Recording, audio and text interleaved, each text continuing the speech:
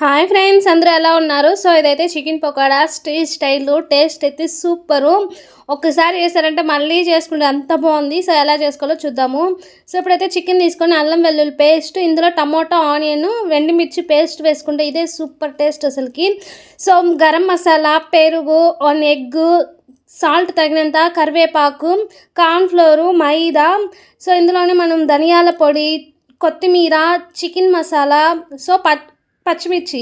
So ఇవన్నీ వేసుకొని colour అనేది ఆప్షన్, నచ్చితే వేసుకొని స్కిప్ చేసేవచ్చు. సో ఇదంతా ఒకసారి బాగా కలుపుకొని సో మనకు 1 అవర్ ఉండిందంటే టేస్ట్ అయితే ఇంకా బాగుంటుంది.